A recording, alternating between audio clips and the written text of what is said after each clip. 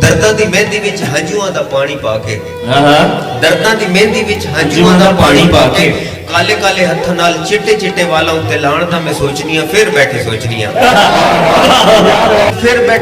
ਹਿਜਰਾਂ ਦੇ ਰੋਜ਼ੇ ਮੇਰੇ ਕਿਹੜੇ ਅਜੇ ਮੁੱਕੇ ਨੇ ਓਏ ਅਜੇ ਤੇ ਉਡੀਕਾਂ ਦੀਆਂ ਸਹਿਰੀਆਂ ਤੇ ਹੁਟਰਾਂ ਦੀ ਕੂਕ ਬੈਠੀ ਸੋਚਦੀ ਅਜੇ ਮੇਰੇ ਦੁੱਖਾਂ ਦਾ ਦਹਾਕਾ ਪਹਿਲਾ ਮੁੱਕਾਏ ਅਜੇ ਨਾ ਅੱਖੀਆਂ ਦਾ ਪਾਣੀ ਵੀ ਨਹੀਂ ਸੁੱਕਾਏ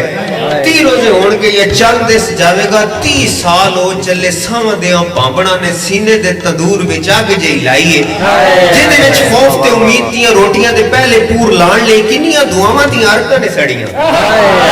ਤੂੰ ਜਦੋਂ ਦਿਸ ਜਾਵੇਂ ईद मनावा मैं तेरे लह दिते जोड़े गल विच पावा मैं मर के जे मिल जावे फिर कादा मरना डूब के जे मिल जावे फिर कादा तरना दर्दां दी मेहंदी फिर शगना दी मेहंदी है दर्दां दी मेहंदी फिर शगना दी मेहंदी है तैनू की पता वे बीबा तैनू की पता वे